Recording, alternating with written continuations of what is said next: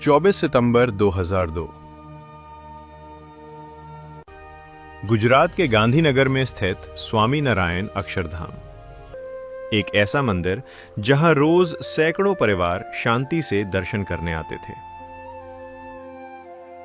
लेकिन इसी मंदिर में उस शाम 2 हथियारबंद आतंकवादी घुसे और कुछ ही मिनटों में 30 से ज्यादा निर्दोष लोग मारे गए।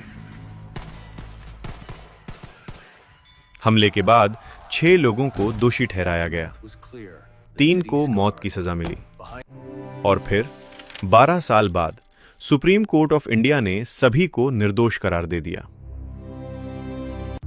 तो सवाल सिर्फ ये नहीं है कि हमला कैसे हुआ, सवाल ये है अगर ये लोग दोषी नहीं थे तो असली दोषी कौन था।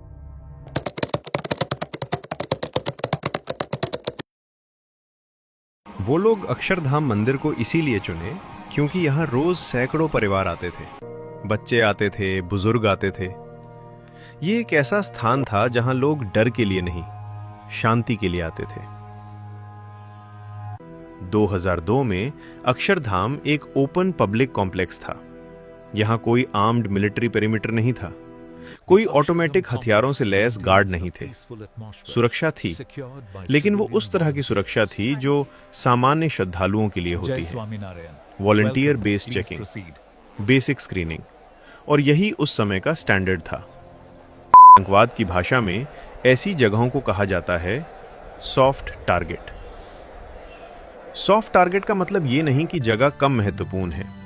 सॉफ्ट टारगेट का मतलब है जहां हमला करना तकनीकी रूप से आसान हो और असर मनोवैज्ञानिक रूप से बहुत बड़ा हो। अक्षरधाम सिर्फ एक मंदिर नहीं था, वो एक प्रतीक था, आस्था का, संस्कृति का और उस समय के गुजरात का। एक ऐसा गुजरात जो पहले से ही तनाव के दौर से गुजर रहा था। आतंकी हमले अक्सर सिर्फ जान लेने के लिए नहीं होते, उनका असली मकसद होता है डर पैदा करना। और जब हमला एक धार्मिक स्थल पर होता है तो वो डर सीमाओं से बाहर चला जाता है। यही वजह है कि अक्षरधाम का चयन संयोग नहीं लगता। ये बात अदालत में साबित नहीं हुई कि किसने टारगेट चुना, लेकिन ये जरूर साफ है कि ये जगह आतंकी रणनीति के हर पैमाने पर फिट बैठती थी। एक खुला परिसर, ज्यादा भीड़, कम आर्म्ड सिक्योरिटी और उच्च प्रतीकात्मक महत्व। अब सवाल उठता है, अगर टारगेट इतना संवेदनशील था तो सिक्योरिटी ब्रीच इतनी आसानी से कैसे हो गई? और यही सवाल हमें ले जाता है अगले हिस्से की ओर।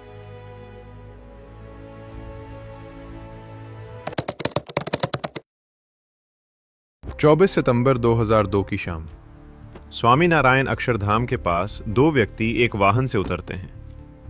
ये जानकारी जांच रिकॉर्ड में दर्ज है, लेकिन यहां एक बात शुरू से साफ रखनी जरूरी है। अदालत में उस वाहन का नंबर, ड्राइवर की पहचान या किसी तीसरे व्यक्ति की भूमिका सिद्ध नहीं हो पाई। जांच के अनुसार ये दोनों व्यक्ति फॉर्मल स्क्रीनिंग गेट से नहीं गए। उन्होंने निर्धारित एंट्री प्रोसेस को अवॉइड किया और मंदिर की बाहरी दीवार कूदकर सीधे मंदिर परिसर में दाखिल हो गए। ये बात अदालत ने मानी कि एंट्री फिजिकल बैरियर ब्रीच के जरिए हुई। लेकिन इसके साथ एक और बात भी अदालत ने उतनी ही साफ कही। कोर्ट में किसी भी तरह की अंदरूनी मदद, जानबूझकर गेट खोलने या कंस्पिरेसी का कोई प्रत्यक्ष सबूत सिद्ध नहीं हुआ। मतलब साफ है, यह हमला किसी इनसाइडर की मदद से हुआ। यह दावा कानूनी रूप से साबित नहीं किया जा सका। ये बहुत महत्वपूर्ण अंतर है। अब सवाल उठता है, अगर अंदरूनी मदद नहीं थी तो ब्रीच इतना आसान कैसे हुआ? यहीं पर सुरक्षा व्यवस्था की सीमा सामने आती है। एक्चुअली 2002 में अक्षरधाम परिसर की सुरक्षा सिविलियन क्राउड मैनेजमेंट के लिए थी। ये सुरक्षा श्रद्धालुओं की सुविधा और व्यवस्था के लिए थी, न कि AK-47 और ग्रेनेड से लैस आतंकवादियों को रोकने के लिए। अदालत ने यह नहीं कहा कि सुरक्षा व्यवस्था लापरवाह थी, लेकिन यह जरूर माना कि आर्म्ड अटैकर्स को रोकने के लिए हार्ड सिक्योरिटी पर्याप्त नहीं थी। और यही इस पूरे मामले का सबसे अहम बिंदु है। ये घटना किसी एक व्यक्ति की गलती नहीं थी, ये उस सुरक्षा ढांचे की सीमा थी जो उस समय मौजूद था। अब अगला सवाल और भी गंभीर हो जाता है। जब सुरक्षा ब्रीच्ड हो चुकी थी, तो अंदर आतंकियों ने मिनट दर मिनट क्या किया। 24 सितंबर 2002 शाम लगभग 4:30। स्वामीनारायण अक्षरधाम परिसर में अचानक 47 से अंधाधुंध फायरिंग शुरू होती है। ये कोई चेतावनी नहीं थी, ये कोई धमकी नहीं थी, ये सीधा हमला था। कुछ ही पलों में ग्रेनेड फेंके जाते हैं, धमाके की आवाज, धुएं का गुबार और हर तरफ भगदड़। ग्रेनेड का मकसद सिर्फ नुकसान नहीं होता, उसका मकसद होता है दिशा और समझ को तोड़ देना। इस हमले में कोई मांग नहीं रखी गई, कोई बातचीत की कोशिश नहीं की गई। इसका मतलब साफ था, यह हमला निगोसिएशन के लिए नहीं था, यह हमला डर फैलाने के लिए था। कि एक जगह रुककर फायर नहीं करते, वे लगातार इलाके बदलते हैं, कभी एक तरफ कभी दूसरी तरफ। इसका उद्देश्य था अफरा तफरी बनाए रखना, ताकि लोग ये ना समझ पाएं कि भागें तो कहां।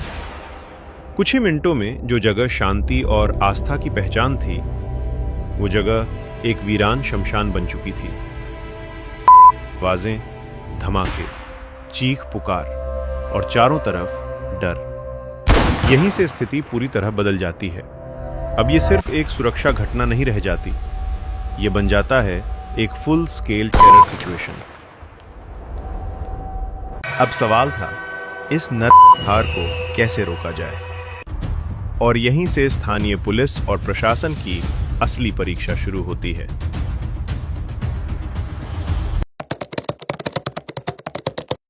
जब गोलियों और धमाकों की आवाज स्वामीनारायण अक्षरधाम परिसर से बाहर तक पहुंची, तब यह साफ हो गया कि यह कोई छोटी घटना नहीं है। स्थानीय पुलिस कुछ ही समय में मौके पर पहुंचती है, लेकिन जो स्थिति सामने थी वो सामान्य पुलिस कार्रवाई से कहीं ज्यादा जटिल थी। मंदिर परिसर बहुत बड़ा था, अंदर सैकड़ों नागरिक फंसे हुए थे और हमलावर ऑटोमेटिक हथियारों और से लैस थे। इस स्थिति में पुलिस के सामने 3 बड़ी चुनौतियां थीं। पहली, आतंक कहां है यह स्पष्ट नहीं था। दूसरी, किसी भी दिशा में की गई सीधी निर्दोष लोगों की जान ले सकती थी। और तीसरी, यह हमला एक ट्रेंड असॉल्ट जैसा दिख रहा था, ना कि कोई आइसोलेटेड इंसिडेंट। इसी वजह से रिकॉर्ड के अनुसार स्थानीय पुलिस ने तुरंत फुल असॉल्ट का फैसला नहीं लिया। ये पीछे हटना नहीं था, ये एक कैलकुलेटेड रिस्ट्रेंट था, क्योंकि ऐसे हालात में हर जल्दबाजी हालात को और बिगाड़ सकती थी।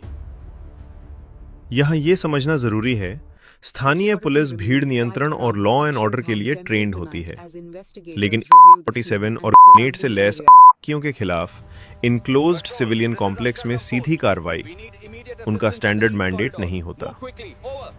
इसी दौरान स्थिति का असेसमेंट राज्य स्तर तक पहुंचाया जाता है और धीरे धीरे ये साफ हो जाता है, ये एक ऐसा आतंकी हमला है जिसे संभालने के लिए स्पेशलाइज्ड काउंटर फोर्स की जरूरत है।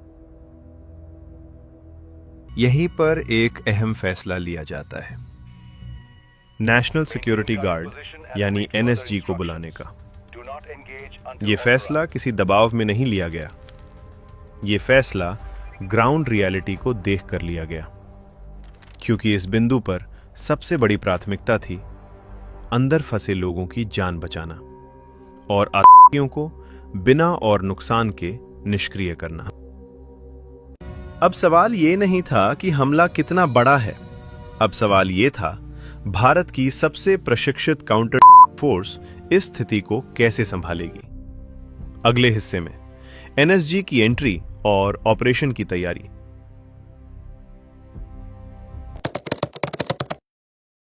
जब यह स्पष्ट हो गया कि स्वामीनारायण अक्षरधाम परिसर में एक संगठित आतंकी हमला चल रहा है, तब यह मामला स्थानीय पुलिस कार्रवाई से कहीं आगे निकल चुका था।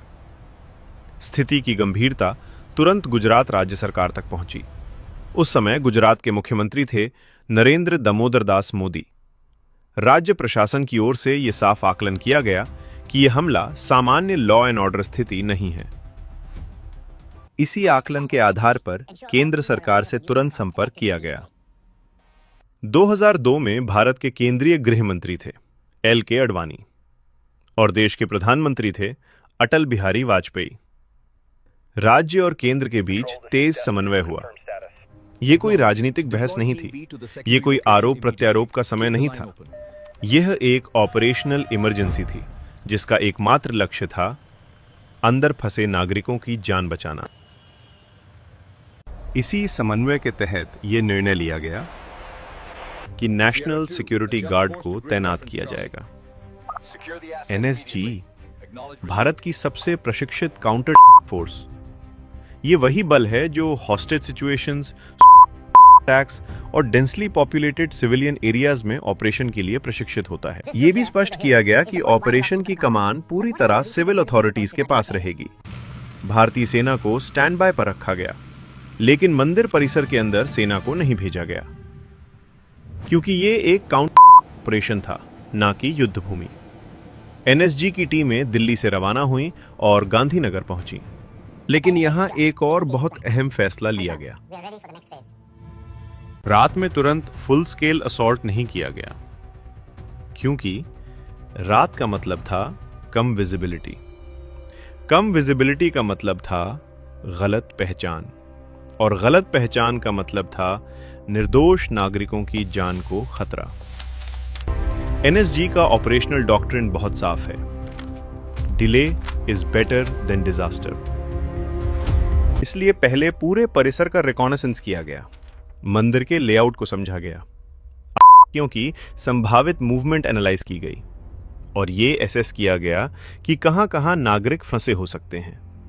ये इंतजार कमजोरी नहीं था, ये संयम था, क्योंकि इस ऑपरेशन में लक्ष्य सिर्फ एक था, को न्यूट्रलाइज करना, बिना मंदिर को नुकसान पहुंचाए और बिना और निर्दोष जाने खोए।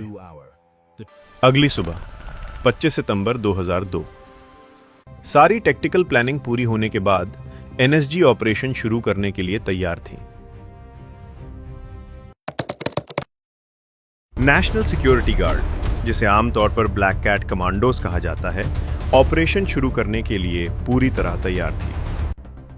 यह कोई जल्दबाजी में किया गया हमला नहीं था, यह एक मेथोडिकल काउंटर ऑपरेशन था, जहां हर कदम जान बचाने के लिए तोला गया। NSG का पहला लक्ष्य था स्थिति को स्थिर करना, ये तय करना कि कहां है, कितने हैं और किन हिस्सों में नागरिक फंसे हो सकते हैं। इसीलिए ऑपरेशन की शुरुआत धीमी और नियंत्रित रखी गई। कमांडोज ने रूम बाय रूम क्लियरेंस की रणनीति अपनाई। इसका मतलब था हर कमरे में प्रवेश से पहले विजुअल और ऑडियो संकेतों का आकलन। किसी भी दरवाजे को तोड़ने से पहले यह सुनिश्चित किया गया कि अंदर कोई नागरिक तो नहीं है। इस पूरे ऑपरेशन में हेवी एक्सप्लोसिव्स का इस्तेमाल नहीं किया गया। कारण साफ था, मंदिर की संरचना को बचाना और रिलेटेड कोलैटरल डैमेज से नागरिकों की सुरक्षा। यह निर्णय टैक्टिकली कठिन था, लेकिन मानवीय रूप से अनिवार्य। NSG टीमों ने परिसर को सेक्टरों में बांटा। हर सेक्टर एक अलग टीम की जिम्मेदारी था। इससे कमांड और कंट्रोल बना रहा और क्रॉस का जोखिम कम हुआ। ऑपरेशन के दौरान आतंकी अपनी जगह बदलते रहे, लेकिन NSG की मूवमेंट धीमी, समन्वित और कवर टू कवर थी। ये रणनीति इसलिए अपनाई गई ताकि किसी भी दिशा से अचानक हमला ना कर सकें। जहां जहां नागरिकों के फंसे होने की संभावना थी, वहां रेस्क्यू फर्स्ट का सिद्धांत अपनाया गया। कमांडोज ने लोगों को सुरक्षित रास्तों से बाहर निकाला और फिर उस सेक्टर को क्लियर किया। करीब 13 घंटे तक ये ऑपरेशन चलता रहा। ये 13 घंटे लगातार दबाव, लगातार जोखिम और लगातार संयम के थे। अंततः दोनों आतंकवादी न्यूट्रलाइज कर दिए गए। इस बिंदु पर ऑपरेशन का उद्देश्य पूरा हो चुका था। कोई अतिरिक्त बल प्रयोग नहीं, कोई सेलिब्रेटरी कार्रवाई नहीं, सिर्फ ये सुनिश्चित करना कि परिसर पूरी तरह सुरक्षित है। ये ऑपरेशन सिर्फ आतंकियों को मारने की कहानी नहीं है। ये कहानी है उस अनुशासन की जिसमें नागरिकों की जान पहली प्राथमिकता थी। एनएसजी ऑपरेशन के बाद परिसर को स्थानीय प्रशासन को सौंपा गया और इसके साथ एक अत्यंत कठिन काउंटर समाप्त हुआ कि मारे जा चुके थे। लेकिन कहानी यहीं खत्म नहीं होती, क्योंकि इसके बाद शुरू होती है जांच, गिरफ्तारियां और एक लंबी कानूनी लड़ाई। अगले हिस्से में हम देखेंगे हमले के बाद न्याय की राह कितनी जटिल साबित हुई। अक्षरधाम परिसर सुरक्षित घोषित हो चुका था कि मारे जा चुके थे। लेकिन अब सबसे कठिन चरण शुरू होता है, जांच। जांच की जिम्मेदारी मुख्य रूप से गुजरात पुलिस की क्राइम ब्रांच को सौंपी गई। साथ ही केंद्र की एजेंसियों से इंटेलिजेंस इनपुट भी लिए गए।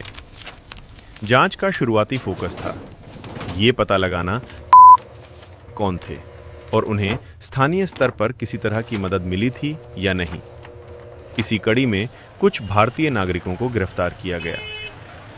इन आरोपियों के नाम थे मोहम्मद हनीफ शेख, अब्दुल कय्यूम मोहम्मद मंसूरी, चांद खान जिन्हें शान मियां के नाम से भी जाना जाता है, अल्ताफ हुसैन मालिक, अदम अजमेरी और अब्दुल मियां कादरी। जांच एजेंसियों का आरोप था कि इन लोगों ने आतंकियों को लॉजिस्टिक मदद दी, जैसे रहने की व्यवस्था, आवागमन और अन्य सहायक संसाधन।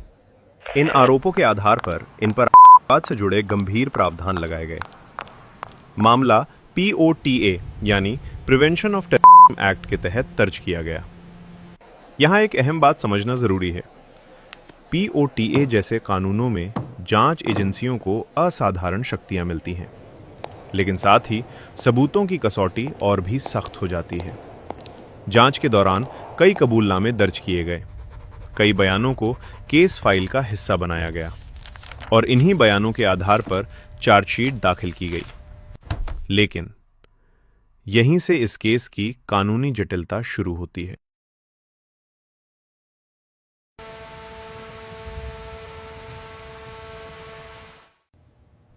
क्योंकि अदालतों में यह सवाल बार बार उठा, क्या ये कबूलनामे स्वतंत्र और स्वैच्छिक थे? क्या इन बयानों की कोई बाहरी पुष्टि है?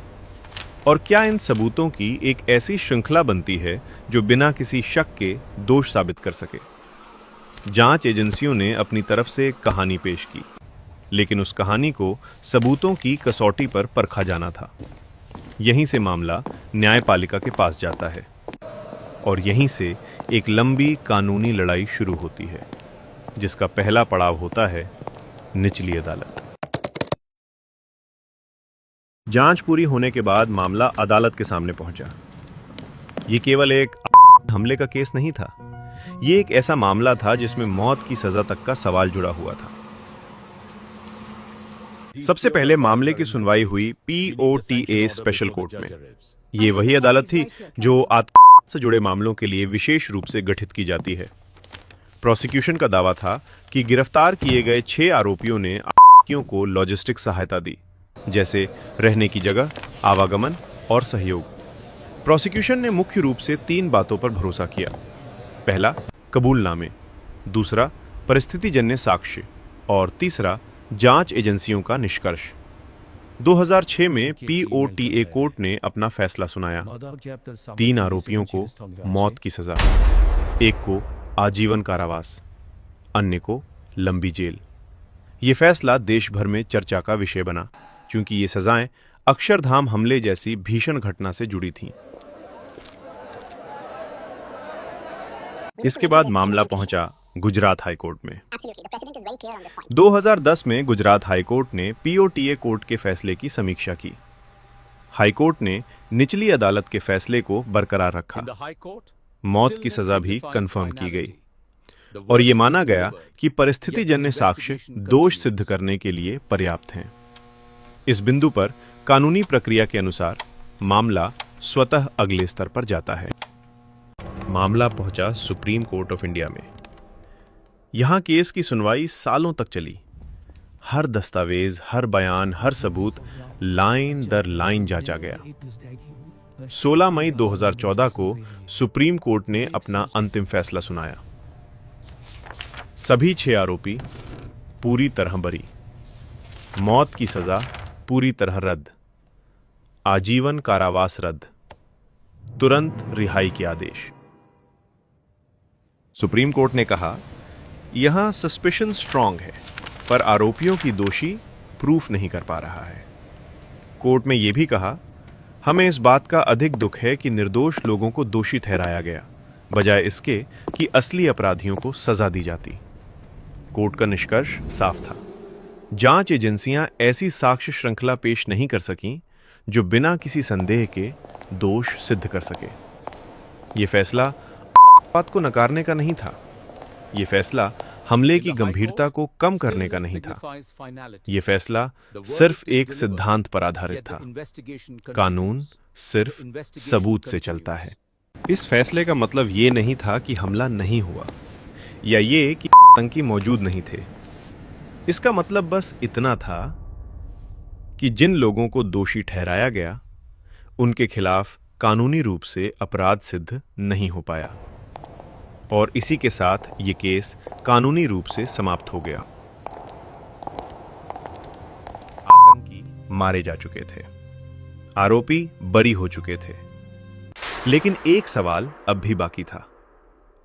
क्या हम इस हमले में मारे गए उन 30 लोगों को न्याय दे पाए? और यही सवाल हमें ले जाता है इस डॉक्यूमेंट्री के अंतिम हिस्से की ओर।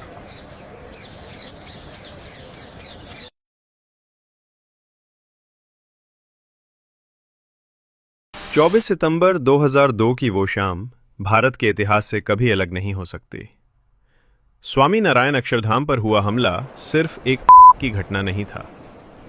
वो एक परीक्षा थी, सुरक्षा की, संयम की और सबसे ज्यादा न्याय की। को नेशनल सिक्योरिटी गार्ड ने बंदूक से रोका। एक लंबा, संयमित और कठिन ऑपरेशन चला। 30 से अधिक मासूम लोगों की जान गई, अनेकों निर्दोष जानें बचीं। लेकिन इसके बाद जो लड़ाई शुरू हुई की नहीं थी, वो लड़ाई थी सबूतों की, जांच की और कानून की। निचली अदालत ने सजा सुनाई, हाई कोर्ट ने उसे बरकरार रखा, लेकिन 2014 में सुप्रीम कोर्ट ऑफ इंडिया ने एक बहुत साफ बात कही कि संदेह सबूत की जगह नहीं ले सकता। यह फैसला को नकारने के लिए नहीं था। यह फैसला हमले की गंभीरता को कम करने के लिए नहीं था। यह फैसला सिर्फ ये याद दिलाने के लिए था कि एक लोकतंत्र में न्याय भावनाओं से नहीं, सिर्फ प्रमाणों से चलता है।